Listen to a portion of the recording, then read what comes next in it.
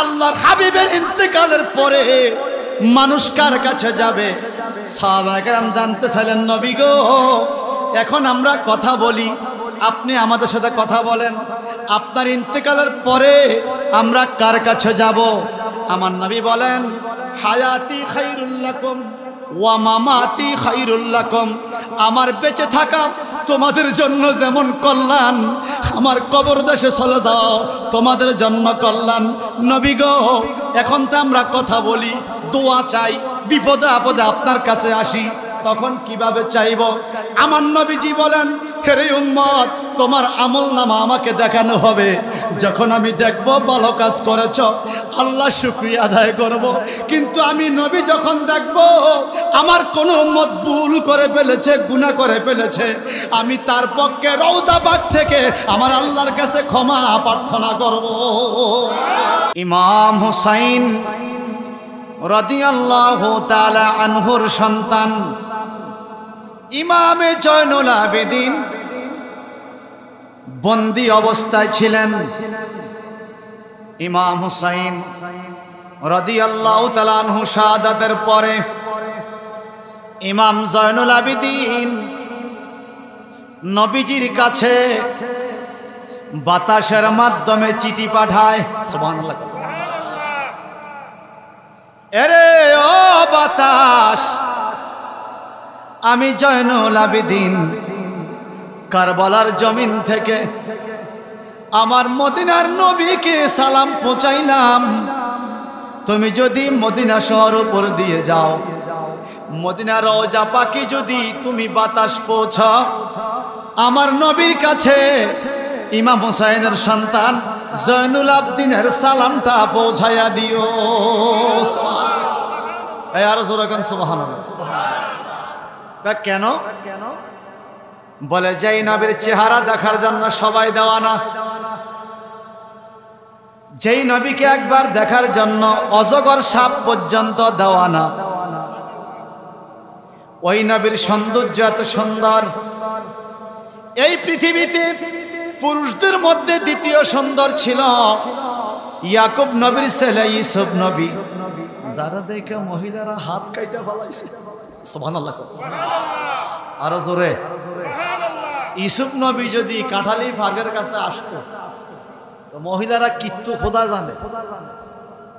আল্লাহ, তুমি নবীদের মহব্বত আমাদের অন্তরে পয়দা করে দাও। এ সকলে আমিন বলেন না? আরো জোরে। আর নারীদের মধ্যে দুইজন ছিল বিশ্ব সুন্দরী। প্রথম সুন্দরী হলো মা হাওয়া। সুবহানাল্লাহ। এত ডক আল্লাহর হাবিবের বেলাদাতের দিন, শুভ আগমনের দিন, মক্কা নগরীতে জান্নাতি নারীরা দলে দলে আগমন করেছেন। হযরত উম্মুহ লাইলাতাম মাউলিদিহি আসিয়াতু ওয়া মারইয়ামু ফি নিসাতিম মিনাল হযরাতুল কুদসিয়া। আসিয়া এবং মরিয়ম সহ জান্নাতি নারীরা আমেনার ঘরে মা হাওয়াও আসছে। সবাই শুধু ওই মহিলার দিকে তাকায়। ব্রুগুলো সাদা, চুলগুলো সাদা, চুলে কয় বুড়া, কিন্তু চেহারায় কয় যুবতী। আপনি কে গো? আমি হইলাম তোমাদের মা হাওয়া। দ্বিতীয় সুন্দরী ছিলেন ইব্রাহিম নবীর প্রথম স্ত্রী সারা। সুবহানাল্লাহ। সুন্দর ছিল 7 জন। কয়জন? 4 জন। এবার আসেন, এই পৃথিবীতে 5 জন মানুষ সবচাইতে বেশি কাঁদছে। একটু মনোযোগ দিয়ে শোনার জন্য অনুরোধ করছি। না জানার কারণে উল্টা পাল্টা কথা বলে। এই পৃথিবীতে 5 জন মানুষ সবচাইতে বেশি কান্না করেছেন। 1 নম্বরে আমাদের আদি পিতা সাইয়েদনা হযরতে আদম আলাইহিস সালাম একটানা 360 বছর পর্যন্ত আমার আল্লাহর দরবারে রব্বানা যালামনা আনফুসানা ওয়া ইল্লাম তাগফির লানা ওয়া তারহামনা লানাকুনান্না মিনাল খাসিরিন এই দোয়া পড়ে পড়ে কেঁদেছেন। 300 বছর পর্যন্ত আকাশের দিকে চেহারা উঠায় নাই। জিব্রাইল বলে, হে আদম, আপনি এত কান্না করেন, চেহারা কেন আকাশের দিকে উঠান না? আমার আল্লাহ বলেছিল, গন্ধম খাইও না। আমি শয়তানের ফান্দে পড়ে গন্ধম খেয়ে ভুল করে ফেলেছি। এই লজ্জায় আমি আকাশের দিকে চেহারা তুলি না। 300 বছর পর্যন্ত আকাশের দিকে লজ্জা চেহারা তোলেন নাই আদম নবী। সুবহানাল্লাহ। উনি একটা ভুল করছে, আর আমরা কত বড় পাপ করি, আমাদের অন্তরে কোনো চিন্তা। আমার অনেক বেশি গুনাহ আছে, আপনাদের হাজীগঞ্জের মানুষের গুনাহ নাই তো? যেভাবে আছে বলছে মনে নাই আছে। নবীর উম্মতের মধ্যে যে বলবে গুনাহ নাই, বুঝবেন হেডায় বড় গুনাহগার। গুনাহ আছে। সুবহানাল্লাহ। আদম নবী কানলেন, তাফসিরে পাওয়া যায় কানতে কানতে এই চোখের পানি পড়ে, চোখের চামড়া, গালের চামড়া পচে গেছে, হাড্ডির মধ্যে দাগ পড়ে গেছে। এত কান্দার পরে 360 বছর পরে আমাদের নবীজি মুহাম্মদুর রাসূলুল্লাহ সাল্লাল্লাহু আলাইহি সাল্লামের নামে রসিলা দিলেন, ও আল্লাহ, জান্নাতে তোমার নামের সাথে যে মোহাম্মদ নাম মোবারক দেখলাম, ওই নামের রসিলা মাফ করে দাও। সাথে সাথে আদম নবীর দোয়া কবুল। যেই নবীর রসিলায় 360 বছর পরে আদম নবীর দোয়া কবুল হয়েছে, সে আদম সন্তানরা ওই নবীর মোহাব্বত অন্তরে রাখা লাগেনি? লাগে। এখন যদি কেউ বলে নবী দরকার নাই, বুঝবেন এ আর মানুষের মধ্যে নাই। কথা কেনা, সে আর মানুষের মধ্যে। প্রথম কানলেন আদম নবী। 5 জন। সবচেয়ে বেশি কানছে কয়জন? 2 নম্বরে সবচাইতে বেশি কাঁদছেন নূহ আলাইহিস সালাম। নূহ মানিয়ে কান্দেন না নবী, আল্লাহর ডরে সারা বছর আল্লাহর ভয়ে শুধু কাঁদতেন। 3 নম্বরে সবচাইতে বেশি কেঁদেছে ইয়াকুব আলাইহিস সালাম, পুত্র ইউসুফ নবীরে হারাইয়া। একটানা 40 বছর পর্যন্ত কেঁদেছেন, চোখের পানি শুকায় নাই, চোখগুলো সাদা হয়ে অন্ধ হয়ে গেছে। সুবহানাল্লাহ। এই যে 3 জন।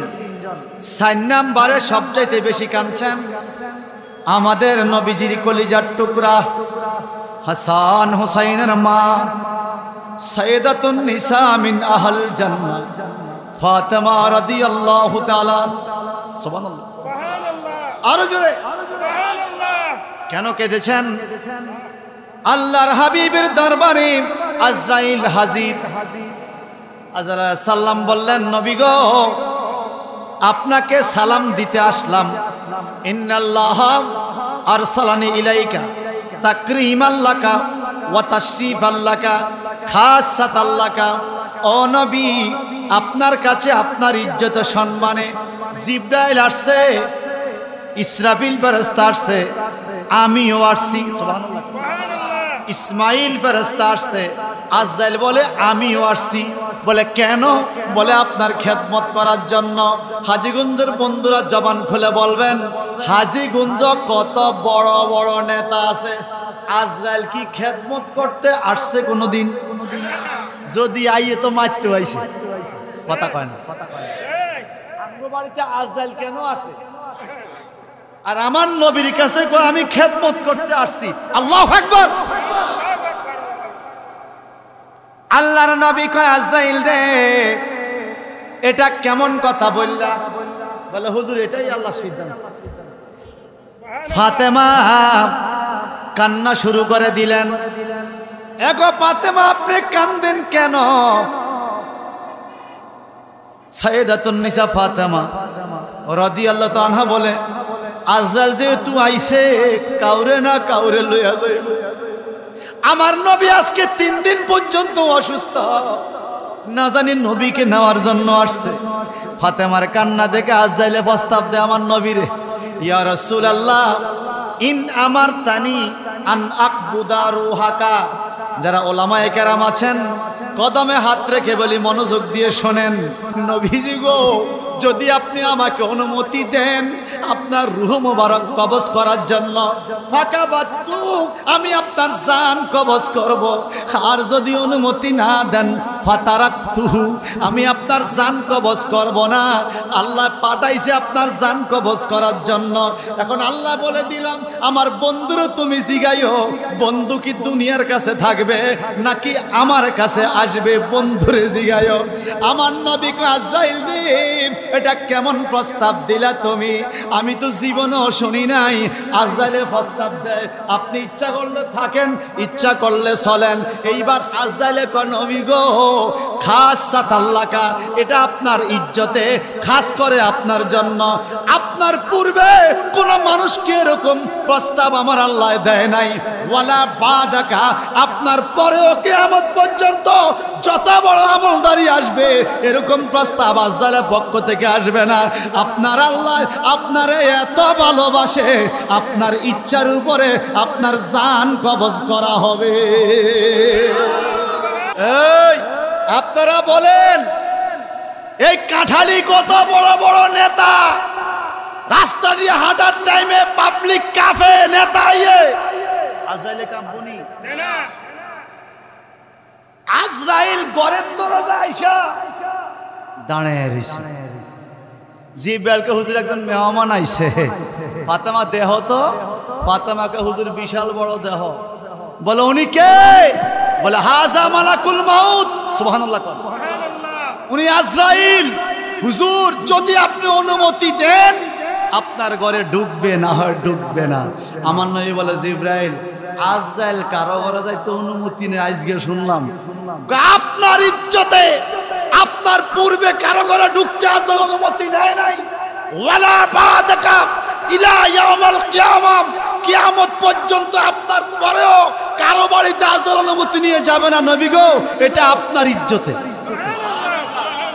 আচ্ছা আপনারা বলেন, আমার নবীকে ইজ্জত দিছে কে? ইজ্জত দিছে আল্লাহ।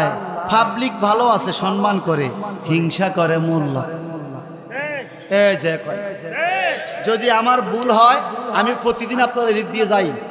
আমি ডুমুরিয়া মাদ্রাসা চাকরি করি, প্রতিদিন সকালে যাই, বিকেলে আসি। আপনি আমার এখানে দাঁড় করায় ধরতে পারবেন। ভুল কেন ওয়াজ করলেন, জবাব দিয়া যা। কথা বুঝেন না? হ্যাঁ, আমি যে আমাকে আমার কাছে কোনো কিছু জানতে চায়, আমি তারে কোলে টেনে নেই। সে আমার ভাই, জানা প্রয়োজন, ঠিক কিনা?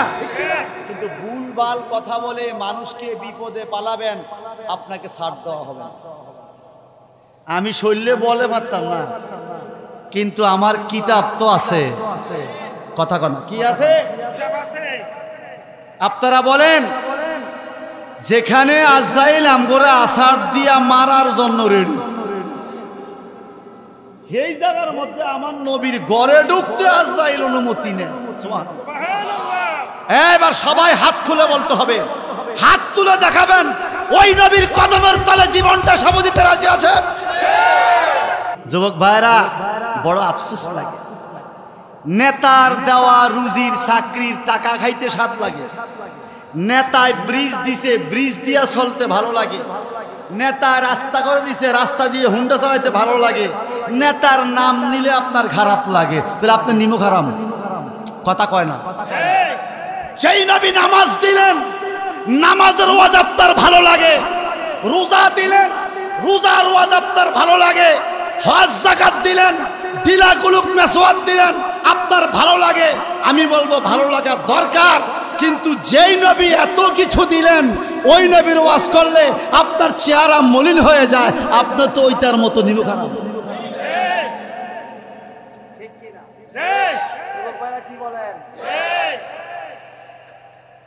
ভাই সাহেব আমার, খাতুনে জান্নাত ফাতেমা কান্না শুরু করে দিলেন। সুবহানাল্লাহ। উনি অনেক কেঁদেছেন। 4 নম্বর কাঁদছেন মা ফাতেমা। 5 নম্বরে পৃথিবীতে সবচাইতে বেশি যিনি কেঁদেছেন, নিজের চোখ দিয়া সজ্ঞানে অসুস্থ অবস্থায় কারবালার জমিনে হাজির থাইকা নিজের বাবার গলায় ছুরিটা কেমনে চালাইছে, নিজের বাবা জয়নুল আবদিনের বাবা ইমাম হুসাইন রে কেমনে কষ্ট দিছে সীমারে, এটা নিজের চোখ দিয়া দেখা যে কান্না শুরু করলেন। ইন্তেকাল পর্যন্ত কোনোদিন চোখের পানি শুকায় নাই। 5 নম্বরে সবচাইতে বেশি কেঁদেছেন এই পৃথিবীতে জয়নুল আবেদিন। আপনারা বলেন, একটু আমার সাথে জবাব দিয়ে, যে যেই দল করেন, যেমন আমি ইসলামিক বন্ড করি, আমার দলের নেতার আমার কি আছে, মায়া আছে। আমার নেতার ক্ষতি হইলে আমার মনে কষ্ট লাগে, কথা কন। আপনার নেতার কোনো ক্ষতি হইলে আপনার মনেও কি লাগবে? এবার আপনারা বলেন, জান্নাতের যুবকদের সর্দার আমরা যারা জান্নাতে যেতে চাই, আমার নেই বলছেন আল হাসান ওয়াল হুসাইন সাইয়্যিদা শাবাবে মিন আহলিল জান্নাহ, ইমাম হাসান হুসাইন জান্নাতি যুবকদের সর্দার। যুবক বেরা জবান খুলে বলেন, দুনিয়ার নেতায় কষ্ট পেলে যদি আপনার কষ্ট হয়, জান্নাতের যুবকদের সর্দার ইমাম হুসাইনের গলায় ছুরি চালিয়ে দিছে, মুহররমের চাঁদে যাদের কষ্ট লাগে না, এরা কি জান্নাতের আশা করতে পারে? বড় আফসোস লাগে, মুহররমের চাঁদ চলে যায়, ইমাম সাহেব হুজুর মসজিদের মিম্বরও দাঁড়াইয়া হাসান হোসেনের ওয়াজ মুখ দিয়ে আসে না, সুবাদা কারবালার রাতটা ঢিলে গুলুকের ওয়াজ করে। আরে কথা কয়,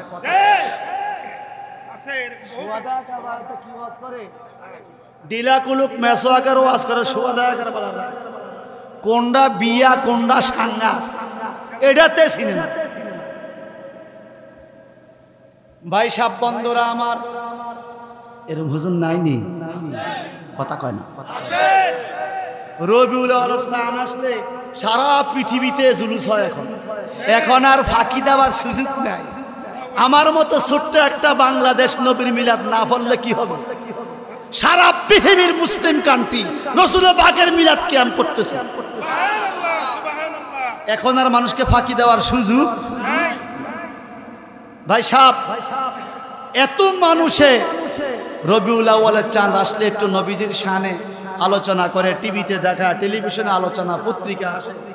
আর ইমাম সাহেবের মুখের মধ্যে কোন বেরামে ধরলো, এতে মিলাদুন নবীর জুমার দিনেও নবীর শানে কিছু কয় না, সেদিন ওয়াজ করে লেট্টুনো গেলে কোন তো আবরণ লাগবে। আর আমার দেশের শ্রোতারা এমন পক্ষ হয়েছে, আরে বাপরে, আমুলি ওয়াজ করবে, আমুলি ওয়াজ তো করবো, হেডার ওয়াজ আরেকদিন করক না, আজকে মিলাদুন নবীর দিন, আজকে একটু মিলাদের কথা বলক না। দাওয়াত দিলাম বিয়া, এইতে আইকো মেজুন দিলাম বিয়া, এতে কি কয়? আপনারা দেশে বউবাতার বিয়া বেশ কম আছে নি? যেইতে বউবাতার বিয়ের অনুষ্ঠান ছিল না, এটা দাওয়াত না দেওয়ান ভালো না? বহুত হুজুর আছে এরকম সমাজে। আর আমি এখন যে কথা বলতেছি, শোনেন, আমি এখন যে কথা বলতেছি আপনারা ওয়াজ শুনবেন আশিকি হুজুরের কাছে, আমি একটু আলোচনা করতেছি আর কি। আমি এখন যে কথাগুলো বলতেছি, যদি এর কারণে আপনারা জীবনে আমাকে আর দাওয়াত নাও দেন, জীবনে আমারে সালামও না দেন, তবুও বলবো হুসাইন আমার মাওলা, হুসাইন আমার জীবন, হুসাইন আমার জান, হুসাইনকে ছাড়া জান্নাতে যাওয়া যাবে না। আমার হুসাইনকে যারা শহীদ করেছে আমি তাদেরকে মানি না। ইংরেজি আসলে হ্যাপি নিউ ইয়ার, বাংলা আসলে পহেলা নববর্ষ, ফান্তাবাতের দাওয়াত। কথা বুঝছেন না? বাঙালিতে উল্টা বুঝে, এত দামি মাছের ফসাইয়া শুকাইলে এটার দাম আরো বাড়ে। আর ফান্তাবাদ গরম পাতো ফানি ডাইলে ফান্তাবাদ বানাইয়া খায়। আর এই যে আরবি চান আজকে প্রথম দিন আসলো, কেউ কারো কারো শুভেচ্ছা দিছেন, অনেকে জানে না এটা কোন চান চলতেছে। এই হলো মুসলমানের অবস্থা। মুহররমের চান প্রথম মাস, কথা বলেন ঠিক কিনা? বিগত ছিল 1446 হিজরি, আজকে থেকে 1447 হিজরি। এই মুহররমের চাঁদে আমরা অন্য আলোচনা যাই শুনি বা না শুনি, ছোটকালে দেখতাম মা চাচিরা বলতেন বাবা দুইটা ব্যাটারি আনল, একটা ব্যাটারি আনল রেডিওর ব্যাটারি, রেডিওতে কারবালার জারি গান গাইব, কারবালার আলোচনা করবে, গজল গাইবে, মহরমের 10 তারিখে শুনতে হবে, মা চাষিরা বাবা চাডারা বৈশা বৈশা মহরমের ঘটনা শুনতো কিনা, জোরে বলেন। কিন্তু এখন হয়ে গেছে ব্যতিক্রম। আমার নবী ইমাম হুসাইনের শহীদের দিনে উনি তো হায়াতে জিন্দিগিতে ছিলেন না। ইমাম হোসেন রাদিয়াল্লাহু তাআলা শহীদ হয়েছেন 61 হিজরিতে, 60 হিজরির পরে। আমার নবী তো তখন দুনিয়ার হায়াতে ছিলেন না, কিন্তু হাদিস শরীফে পাওয়া যায় শহীদের দিনে আমার নবী কারবালার জমিনে হাজির হয়েছে। যেই নবী কারবালায় হাজির হইতে পারে রওজা পাক থেকে উঠা, সেই নবী বাংলাদেশে আসতে পারে না। তো নবীরে ক্ষমতা দিছে আল্লাহ, পাবলিক মহব্বত করে হিংসা করে মোল্লা। আমার মুরব্বী বাবারা, যুবক বন্ধুরা, আমি আজকে সুর না দিলাম, আশিকি হুজুরের কাছে সুর শুনলেন। আমার কথাগুলো একটু খেয়াল করেন। আমরা ইমাম হোসেনকে মহব্বত করি কেন? নবীজি বলছেন ওনাদেরকে মহব্বত করতে, সুবহানাল্লাহ। এই জন্য যেমন আপনারা বলেন আবু বকর সিদ্দিক রাদিয়াল্লাহু তাআলা আনহু চাইতে বড় ইমানদার কেউ আছে আমগো নবীর উম্মতের মধ্যে? উনি কি বলে শোনেন, যারা ইমাম হাসান হোসেনের কথা বললে চুলকানি বাড়ে, মনোযোগ দিয়ে শোনো। ওয়ান ইবনে ওমর রাদিয়াল্লাহু তাআলা আনহু ক্বালা আবু বকরিন রাদিয়াল্লাহু তাআলা আনহু আকাবু মুহাম্মাদান সাল্লাল্লাহু আলাইহি সাল্লাম ফি আহলে বাইতিহি, রাওয়াহুল বুখারী। সিল্লাকার মারহাবা। আবু বকর সিদ্দিক বলেন, হে জগতের মানুষ, আমার পরিবার আমার কাছে যত প্রিয়, আমার ঘরের লোকগুলো আমার যত প্রিয়, নবীর ঘরের সদস্যরা আমার আপনজনের চাইতে আমি আবু বকরের কাছে আরো প্রিয়। নাজাজ হয়ে গেছে। এখন তো সাহাবীরাও নাকি শিরক করছে, অনেকে ফতোয়া দেয়। আপনারা শুনছেন কিনা আমি জানি না, আমার দেশে এত বড় এক আল্লাহর ওলি আইছে রে, ও সাতক্ষীরাতেন ব্যস্ত দেওয়া শুরু করে। এটা আপনারা পাইছেন? কোন ডিস্ট্রিক্ট আগে, এরপরে কে গত 2 দিনে ও আর শুন না। আমি যা আফসোস করতেছি, আল্লাহ সানপুর জানি কবে। আমরা তো সাতপুর জানি সিরিয়াল নম্বর কত, হুজুর রে পাইলে জিগাইতাম হুজুর আমগো সিরিয়ালটা কত। আরে বাটফারিতে একটা সীমা থাকে, এই কথা ঠিক কিনা? মিথ্যা কথা একটা সীমা থাকে। বাংলাদেশ আগে কোন ডিস্ট্রিক্ট থেকে শুরু করব, এতে ব্যস্ত সিরিয়াল দেয়। নাউজুবিল্লাহ বলেন, আরো জোরে।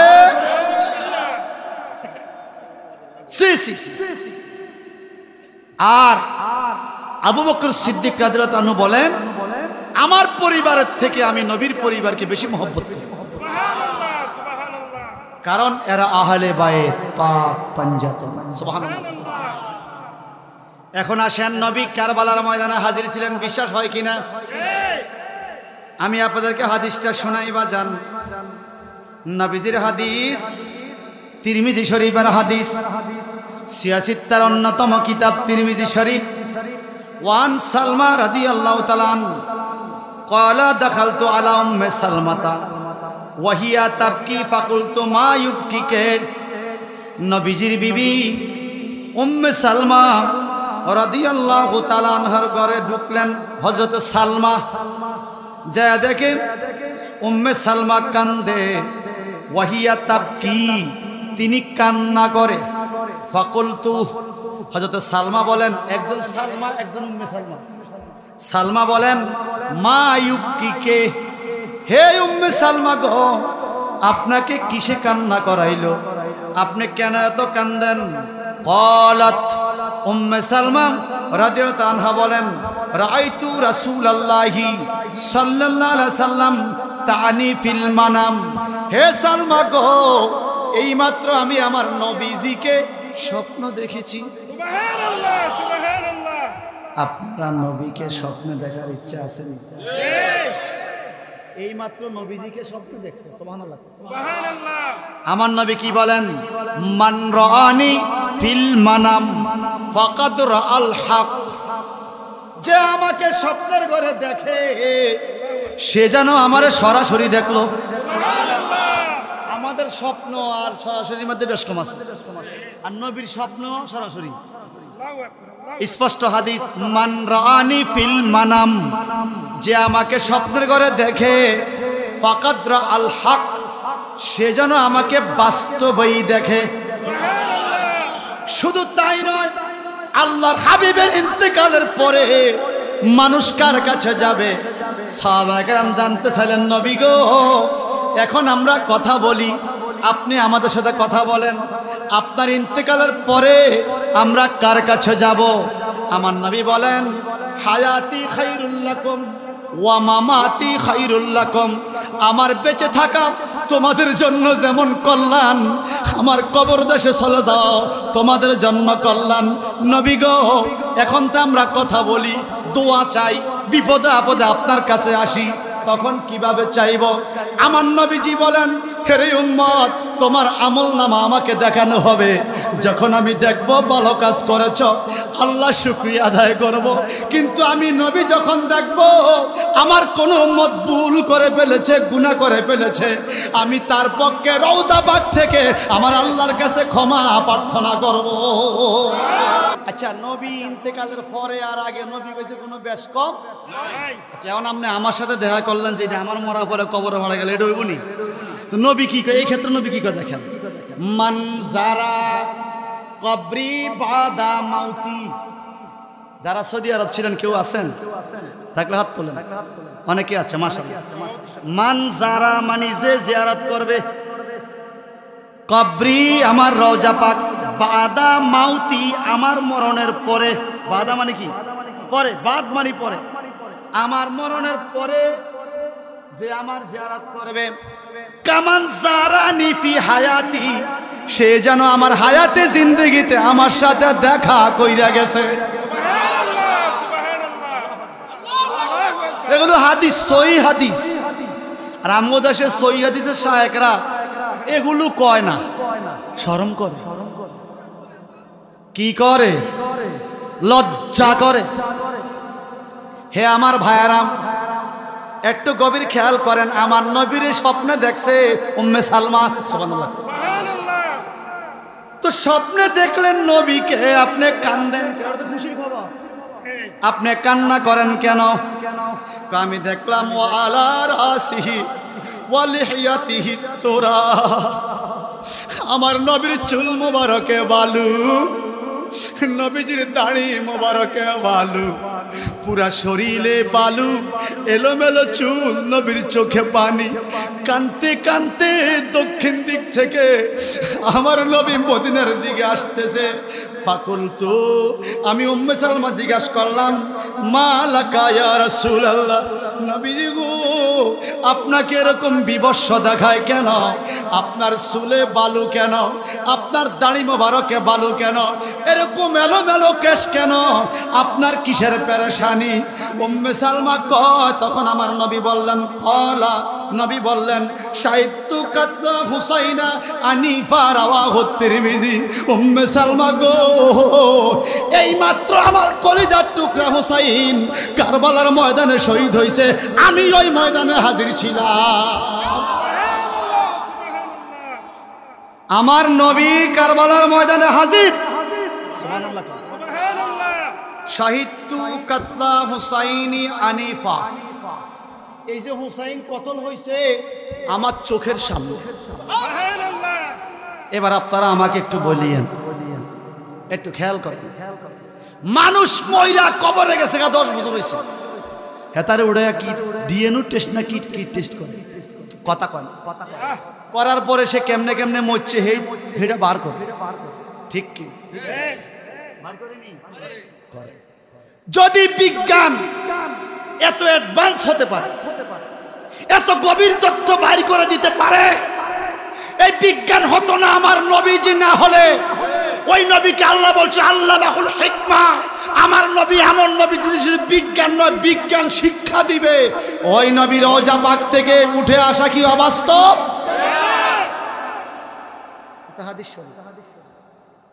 বাস্তব। সুবহানাল্লাহ। ছোট্ট একটা উদাহরণ দেই। 1983 সালে উরুস নববী হয় হাজীগঞ্জ ইমাম রাব্বানী দরবার শরীফে। আমরা তখন ছোট, আমার মনে নাই।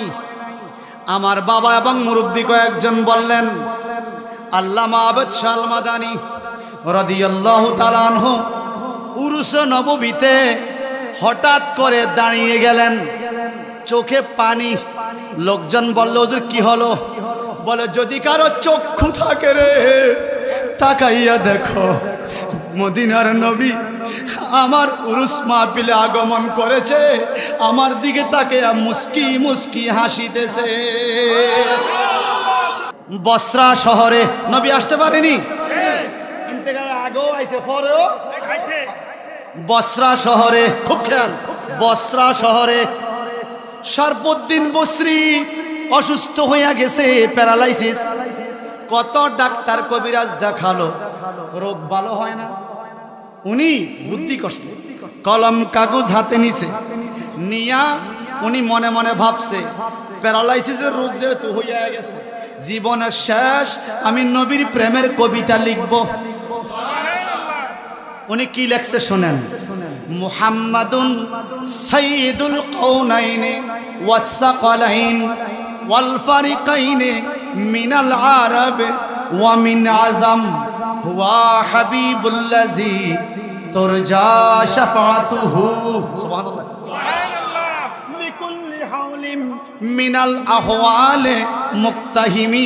কবিতা, নবীর প্রেমের কবিতাটা লেখা, কবিতার কাগজটা বালিশের নিচে রাইখা কেবলামুখী হইয়া ডান গালের নিচে হাত দিয়া দুরূদ শরীফ পড়ে পড়ে ঘুমায়া রইছে। মনে মনে ভাবতেছে, কোন ডাক্তার কবিরাজ আমার রোগ ভালো করতে পারে নাই। আমি যেই নবীর শানে কবিতা লিখছি, নবী যদি আমার কবিতা শুনে থাকে, আমার বিশ্বাস নবী একবার এই গোলামকে দেখতে আসবে। অসুস্থ রোগীকে দেখতে যাওয়া এটা নবীর সুন্নাত। এটা মনে করে তিনি শুইয়া রইছে, গভীর রাত্রে স্বপ্নে দেখতেছে শরফুদ্দিন বসরির ঘরের দরজাটা খুলে গেছে। উনি তাকাইয়া দেখতেছেন, ওনার ঘরের দরজায় নুরানি দুইখান জুতা মোবারক, হাতে একখান লাঠি, সুন্দর চেহারাওয়ালা নূরের নবী ঘরে আগমন করেছে।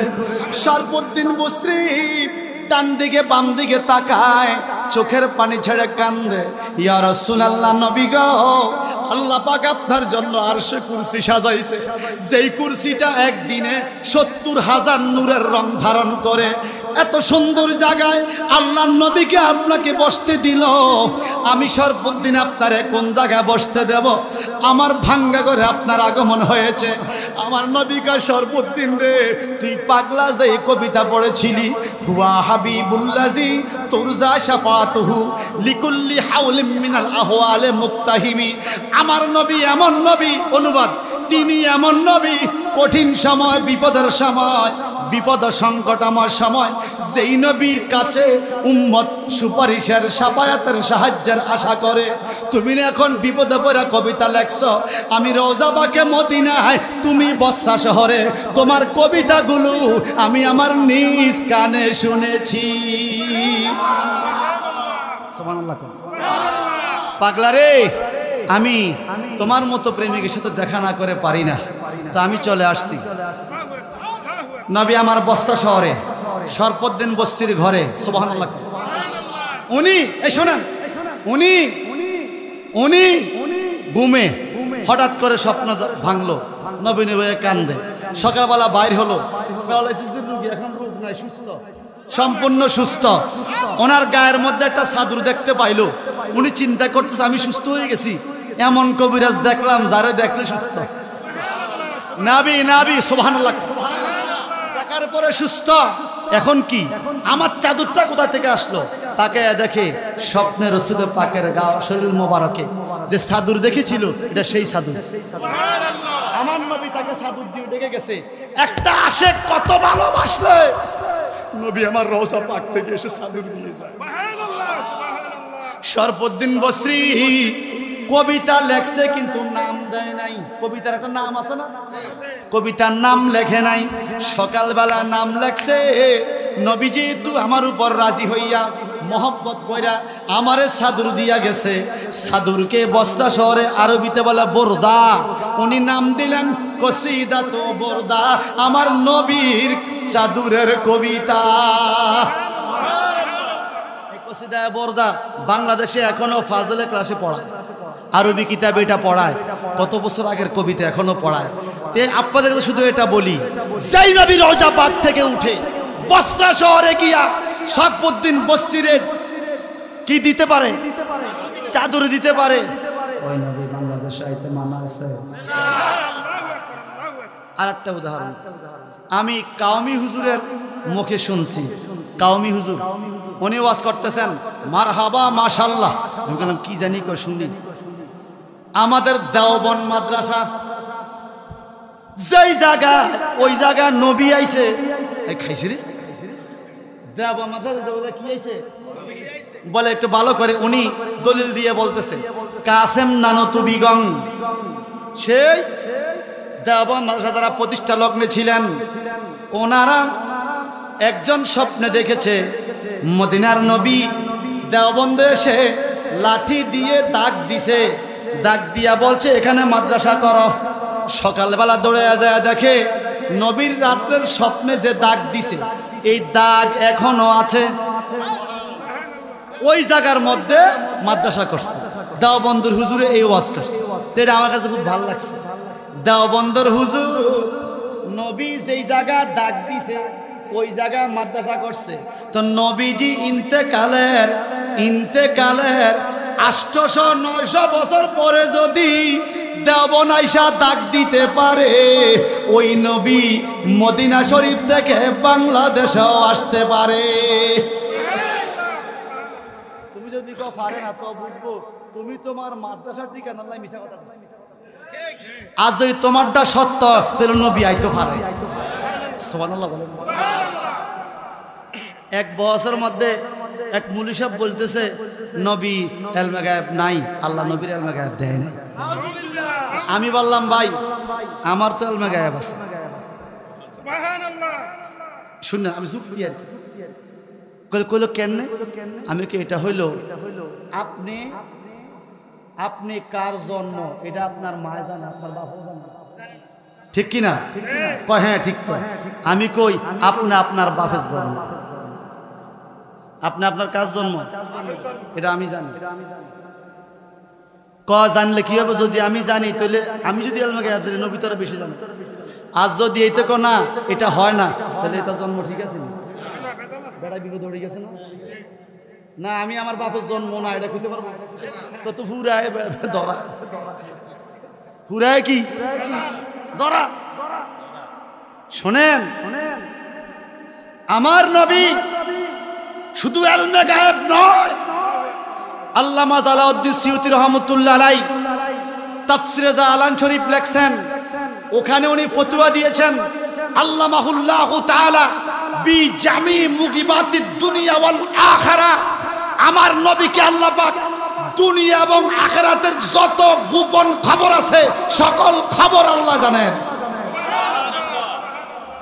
তাহলে আমার নবী কারবালায় ইমাম হুসাইনের শাহাদাতের সময় হাজির ছিলেন, এটা আপনারা মানেন?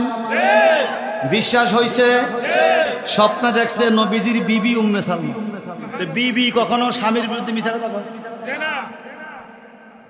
উনি শহীদ হলেন ইমাম হুসাইন রাদিয়াল্লাহু তাআলা আনহু। ভাই সাহেব আমার নবীজি বলেন হুসাইনুম মিন্নি ওয়া আনা মিন হুসাইন। আমরা মাঝে মাঝে বলি নাতি আমার কলজা, দাদারা বলেননি? দেখি নাতি আছে কার কার হাত তোলেন। আপনার আসেনি? বাবা রে হাত নামান।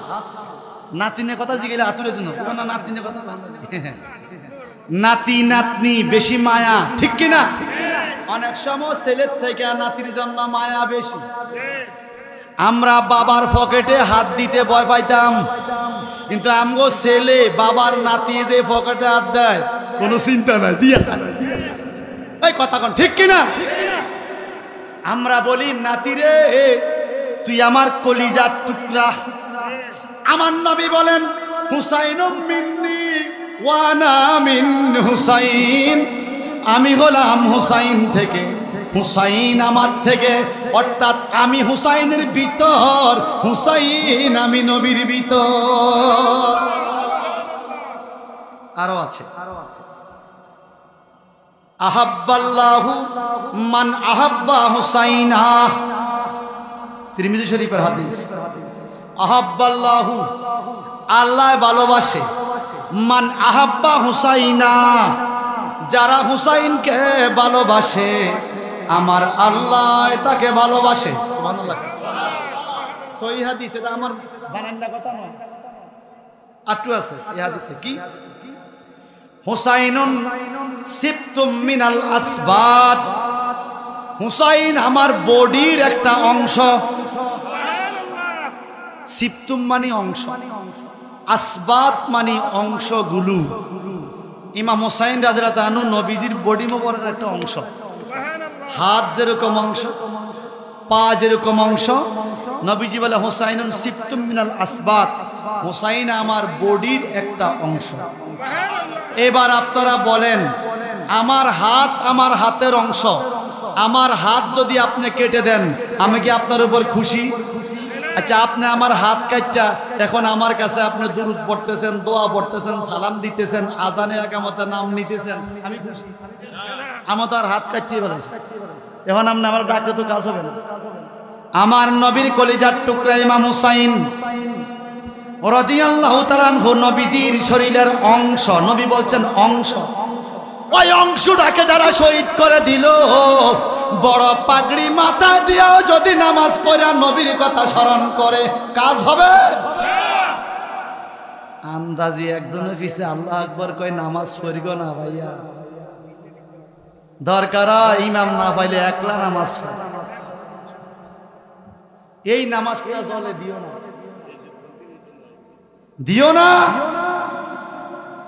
কারবালার ময়দানে ইহুদিরা আক্রমণ করে নাই, খ্রিস্টানরা করে নাই, বৌদ্ধরা করে নাই, পত্তলিকরা করে নাই, মুশরিকরা করে নাই, করেছে মুসলমান নামের কিছু মুনাফিকরা। টুপি ছিল, পাগড়ি ছিল, ইমামতি ছিল, ৭,০০০ মুফতি মুহাদ্দিস ছিল, ২২,০০০ এজিদ বাহিনীর মধ্যে ৭,০০০ ছিল মুফতি মুহাদ্দিস, হাফেজ, কোরআনে হাফেজ। এরা ইমাম হুসাইনকে শহীদ করার আগেও নামাজ পড়ছে, শহীদ করার পরেও সেই নামাজে কি পড়ছে? আল্লাহুম্মা সাল্লি আলা মুহাম্মদ ওয়া আলা আলে, নবীর উপরে দুরুদ, নবীর পরিবারের উপরেও আল মানে ইমাম হাসান হুসাইনের উপরে দুরুদ। তো তুই একটু আগে ইমাম হুসাইনকে জবাই করলি, অন দুরুদ পড়াস হুসাইনের উপরে, তুই তো ব্যাক কল কথা কন। মনে রাখবেন এই বাংলাদেশে কিন্তু এজিদ আসে নাই, সীমারও আসে নাই। বাংলাদেশে সুরুদ দইরা টুপি দাড়ি পাগড়ি লইয়া কিছু মৌলবী মসজিদের মিম্বরে দাঁড়াইয়া এজিদকে রহমতুল্লাহ আলাই বলতে আমরা দেখেছি, দেখি নাই?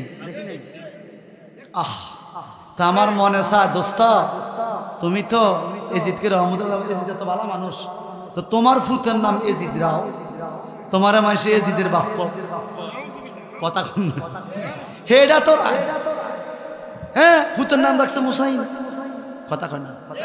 ছেলের নাম হাসান রা, হুসাইন রা এজিদের খুব প্রশংসা করে, কিন্তু এজিদ নাম বুঝা গেল, বুঝো সবই বুঝো, তো বগুলোর নিচে ইট। কি কি কি ভাইয়ারাম, আল্লাহর হাবিব বলেন আহিবুল্লাহ লিমা ইয়াকজুকুম মিন নি'মাত, শোনো তোমরা আল্লাহকে ভালোবাসো কেননা তোমাদেরকে আল্লাহ পাক খাদ্য দান করেছেন। ওয়া আহিব্বুনি বিহুব্বিল্লাহ, আমারে ভালোবাসো আল্লাহকে ভালোবাসা পাওয়ার কারণে। ওয়াহিব্বু আহলে বাইতি লিহুব্বি, আর আমার আহলে বাইত পাক পাঞ্জাতনকে ভালোবাসো আমার ভালোবাসা পাওয়ার কারণে। আবার খেয়াল, খুব কথাটা খেয়াল করেন, নবী বলে আল্লাহরে ভালোবাসো আল্লাহ তোমরা নিয়ামত দিছে এই জন্য, আর আমারে ভালোবাসো আল্লাহ আমারে তোমার মধ্যে দান করছে এই জন্য, আর আমার হাসান হোসাইনরে ভালোবাসো আমাকে ভালোবাসার জন্য। মানে কি হাসান হোসাইনরে ভালো না বাসা নবীর ভালোবাসা হবে না? নবীর ভালোবাসা না থাকলে আল্লাহর ভালোবাসা হবে না? আল্লাহর ভালোবাসা না থাকলে আল্লাহ যে নিয়ামত দিছে শুকরিয়া আদায়। কথাটা কত গুরুত্ব আছে না ভাই সাহেব? আমার কি সমস্যা? একটু জবান খুলে বলেন, জবান খুলে বলেন, আমরা কি হুসাইনি না এজিদি? জোরে জোরে। হুসাইনি সংখ্যা কম হতে পারে, তলোয়ার কম থাকতে পারে, মারামারি কম জানতে পারে, হুসাইনি কাফেলার বাড়িঘর কম থাকতে পারে, সম্পদ কম থাকতে পারে, কিন্তু খোদা কি কসম 1000 জান্নাত বিক্রি করলে যত টাকা হবে তার চাইতে বেশি প্রেম হুসাইনি কাফেলার অন্তরের মধ্যে রইয়া গেছে। ঠিক কিনা? কারণ হুসাইন আমার জান্নাতের সর্দার। আমার নবী বলছেন তোমরা ইমাম হাসান হুসাইনকে ভালোবাসো। আর আমরা এই ওয়াজ করতে গেলে নামাজের ওয়াজ না করব, এটি কিতা করি? নামাজের ওয়াজ তো করি ভাইয়া। নামাজটা পড়বেন কার পিছে? ওই ইমাম টিকাইবার জন্যই তো কারবালা যুদ্ধ হয়েছে।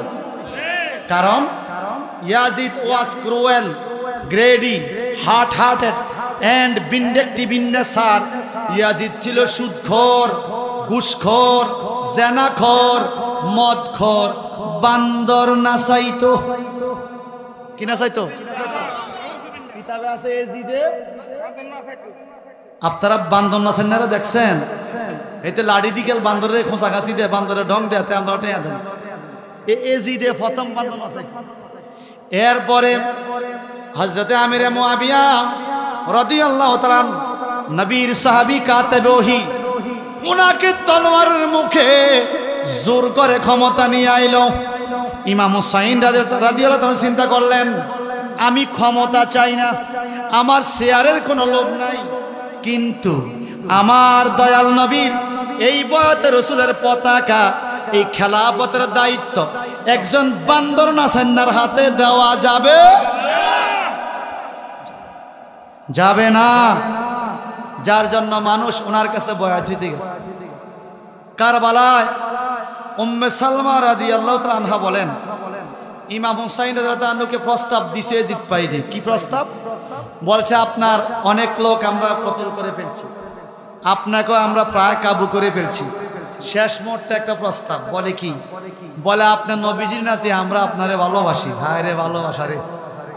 ফোরাত নদীর পানি বন্ধ করে দিছে, এটা বলে ভালোবাসা। শিশু আলী আসগর আলী আকবরকে শহীদ করছে, এটা বলে ভালোবাসা। তাই এখন তোমরা কি শুনতে চাও বলো? বলে আপনার এখনো সুযোগ আছে, যদি আপনি এজিদের হাতে বয়াত নেন। কথা বুঝছেন? এখন আমগো দেশে ফির মুরিদ শুনলে লাভ দেয়, ঠিক কি না? কেন লাভ দেয় জানেন? যারা বলবে ফির ধরা জায়েজ নাই, বুঝবেন এটাই এজিদের অনুসারী। একেবারে স্পষ্ট কথা। কারবালার ময়দানে যুদ্ধটা তো হয়েছে ফির ধরা লইয়া। এজিদ চাইতেছে ইমাম হুসাইন যেন এজিদের হাতে বয়াত নেয়। নিলে কি হইব জানেন? সারা আরব দেশে প্রচার করে দিব যে হুসাইন বয়াত নিছে এজিদের কাছে, ল আমরাও নেই। হুসাইন জান্নাতের সর্দার, সর্দার যেদিকে কর্মীরাও। এখন জোরের মুখে, তলোয়ারের মুখে প্রস্তাব দেয় আপনি যদি এজিদের কাছে বয়াত নেন আপনাকে অক্ষত রাখবো, আপনাকে কতল করব না। সয় সম্মানে এজিদ প্রস্তাব দিয়েছে আপনাকে মক্কা শরীফে পৌঁছায়া দিবে, কাবাগরের পাশে আলিশান রাজপ্রাসাদ বানাইয়া দিবে, আপনি কাবা শরীফের ওখানে ইমামতি করবেন, বাকি জিন্দিগি আবাদত করবেন। বিশ্ববাসীর জন্য দোয়া করবেন, আপনি শান্তিতে থাকবেন। সব খরচ এজিদে চালাইব, শুধু আপনি এজিদের কাছে বরাতটা নেবেন। ইমাম হুসাইন বলে, তোমরা কি আমাকে দুনিয়ার আরাম আয়েশের লোভ দেখাইতেছ? আমগো দেশে বহু পীরের দরবার আছে, ওই বাড়া দিয়া লইয়া যায়, এক বেলা খাইয়ে আইয়ে এনাকে বাইরে হিতারা না বালা নিছো খাওয়াইছ হিসাবাদি বেটা তোর বয়াতের কো দুগা খানার লাই তুই এনে গেছে। খাওয়াইবো ভালো কথা, খানা না যায় না, কিন্তু খানার লাই যদি কেউ খানার আশা যায়, এই দরবারে খাবা না এই দরবারে খাবা, লো আমরা খানার দরে যাই, তুই খাদক নয়। ভাই সাহেব আমার, ইমাম হুসাইন ইচ্ছা যদি করত, স্বর্ণ গহনা টাকা পয়সার রাজপ্রাসাদের অভাব হইতো, উনি কি করছে? উনি নিষেধ করছে, না আমার দুনিয়াবি এই আলিশানি দরকার নাই, আমি আমার নবীর হাতের ইসলামের পতাকা, বায়াতের পতাকা যতক্ষণ পারি এক বিন্দু রক্ত থাকতো এটাকে কুলুষিত হইয়া মদখোরের হাতে দিতে পারি না, সুদখোরের হাতে দিতে পারি না। তখন ইরাকে সুদখোরে জিতছিল। আমরা তো খুব ভালো আছি, আমাদের দেশে এখন সুদখোর নাই, সবাই আমরা ভালো আছি। আমাদের দেশে মানুষ এখন সুদ খায় না। আমি আশ্চর্য, আমার দেশের হুজুররা ইদানিং সুদের ওয়াজ করে না। আবার কোন কোন হুজুরে কয় ওমকে আমার ইমাম, তো তুই ওয়াজ হর, এই বিষয় মানা করে কি? দালালির একটা লিমিট থাকে বেটা। হে আমার ভাইয়ারা, মনে রাখবেন, কাবাগরের ইমাম যদি হয়, সুদখোর জান্নাতে যেতে পারবে। লা সালাতা লাহু ওয়ালা যাকাতা লাহু ওয়ালা হজ্জা লাহু ওয়ালা খিদমাতা লাহু ওয়ালা সাদাকাতা লাহু ওয়ালা ইবাদাতা লাহু ওয়ালা বিররা লাহু। যেই ব্যক্তি সুদ খাবে, লা সালাতা লাহু, তার নামাজ কবুল হয় না, ওয়ালা সাওমা লাহু, তার রোজা কবুল হয় না, ওয়ালা যাকাতা লাহু, তার যাকাত কবুল হয় না, ওয়ালা হজ্জা লাহু, তার হজ কবুল হয় না, ওয়ালা সাদাকাতা লাহু, তার দান সদকা কবুল হয় না, ওয়ালা ইবাদাতা লাহু, তার কোনো ইবাদত কবুল হয় না, ওয়ালা খিদমাতা লাহু, পীরের খেদমত, হুজুরের খেদমত, মা বাবার খেদমত, কোনো খেদমত কবুল হয় না। ঠিক কিনা? কিন্তু আফসোস লাগে, আমগো দেশে কিছু হুজুররা কয় সুদ কে খায় না, আমার রুমালে সুদ আছে, হুজুরের রুমালে বলে সুদ আছে, হুজুরকে আমার রুমালে সুদ আছে, আমার পেটে সুদ আছে। কারবালার ময়দানে এই সুদখোরদেরকে আমার নবী যদি সাপোর্ট দিতেন, নবীর আওলাদ যদি সাপোর্ট দিতেন, তাইলে সম্পদের অভাব হতো, কিন্তু দেয় নাই। নারায়ে তাকবীর, নারায়ে তাকবীর, আল্লাহু আকবার, আলাইহিস সালাত, ইয়া রাসূলুল্লাহ, আলাইহিস সুন্নাত ওয়াল জামাত, আলাইহিস সুন্নাত ওয়াল জামাত। একটা গ্রামারিক্যাল ফতোয়া দিয়ে যায় যেন আপনারা বুঝাতে পারেন। আল্লাহ পাক কোরআনুল কারিমে সালামের আয়াত দিছে 60টা। সালামুন আলা মুসা আছে না, সালামুন আলা ইলিয়াসিন আছে কিনা? এবার 60টা আয়াত দিছে। আর আমার নবীর শানে বলেছেন ওয়াসাল্লিমু তাসলিমা। কোন নবীকে সালাম দেওয়ার বেলায় আল্লাহ পাক তাসলিমা শব্দ ব্যবহার করেন নাই।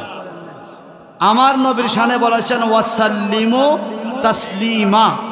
তাসলিমাকে আমাদের দেশের মহিলা তাসলিমা না, এই তাসলিমা এটাকে গ্রামারিক্যাল লাইনে মাফউলে মাতলাক বলে। মাফউলে মাতলাক অর্থ হইল সালাম দেওয়ার মতো দাও, সম্মানে আদবের সাথে দাও। সুবহানাল্লাহ। এটা গেল মাফউলে মাতলাক, নবীর শানে সালাম। পৃথিবীতে অনেক নবীর আওলাদের শানে আল্লাহ পাক কোরআনে আয়াত দিয়েছেন, যেমন গোলামিহিল হালিম বলেছেন ইসমাইল নবীকে। এভাবে অন্যান্য নবীদেরও আহলে বায়েত ছিল, বংশধর ছিল, ওনাদের শানে আল্লাহ পাক ততটুকু বলেন নাই আমার নবীর বংশের শানে যেভাবে বলেছেন। যেমন ওয়া ইউতাহিরাকুম তাতহীরা, তাতহীরা তাসলিমা। আল্লাহ বলেছেন আমার নবীকে সালাম দিবা দেওয়ার মতো আর নবীর আওলাদকে আমি পবিত্র করেছি ওয়া ইউতাহিরাকুম তাতহীরা, পবিত্র করার মতো। নবীর সালামের শানেও মফুলে মাতলাক, নবীর আওলাদের পবিত্রতার খবরও মফুলে মাতলাক। আমার নবীর সাথে কারো তুলনা চলে না, নবীর আওলাদের সাথেও কারো তুলনা চলে না। আল্লাহ পাক এটা কোরআন দিয়ে দলিল দিলেন। সুতরাং এই যে মহরমের চাঁদ আসছে, কত রঙের ফতুয়া দিবে দেখবেন। কিছু কিছু হুজুর আছে, শ্রোতা একজনও নাই, মিডিয়া 30টা, ঘরের ভিতরে বক্তৃতা দেয়। আমরা কিছুদিন আগে দেখছিলাম, মাসে কইছে হায় হায় লোকজন কই, এই উল্টা পাল্টা কথা কয়ে মাসিরে বুঝাইতেছে। এই কাগজ কতদিন নিজে নিজে বানায় এক ভাই প্রশ্ন করেছেন এটা জায়েজ কিনা না জায়েজ, আর এক ভাই প্রশ্ন করছেন এটা জায়েজ কিনা না জায়েজ। এই যে না জায়েজ কোনো দলিল কিন্তু নাই, শুধু এতে না জায়েজ বেরাত এইভাবে বলতেছে। কথা বুঝতে পারছেন? আর আমরা যেই দলিলগুলো দেই, ফতোয়াগুলো দেই, আমাদের পিছনে ডকুমেন্টস আছে, প্রমাণ আছে। কথা বলেন ঠিক কিনা? এই দেখবেন শুরু হয়ে যাইব 2 দিন পরেই, আশুরার দিনে আবাদত করা দরকার না, এগুলো করা ঠিক না। ইমাম হাসান হোসাইনের মহব্বত বেশি থাকলে এই হয়ে যায়, হে হয়ে যায়, কত কিছু বলবে, ঠিক কিনা? আমি বলবো ইমাম হাসান হোসাইনকে মহব্বত করলে কিছু হয় না। সবচেয়ে বড় খবর হইল ইমাম হাসান হোসেন রাদিয়াল্লাহু আনহুকে মহব্বত করলে আল্লাহর নবীর প্রিয় হওয়া যায়। আর আল্লাহর নবীর প্রিয় হইলে আল্লাহ বলে এটাই আমার প্রিয় বন্ধু। সুতরাং আমরা এখানে যারা আছি বলেন, এই মহরমের চাঁদে আমার মসজিদের ইমাম সাহেব মহরমের আলোচনা করুক আর না করুক, আমি নিজে একা হইল মহরমের 10 তারিখ মসজিদে একটু হলে ইবাদত করব। রাজি আছেন?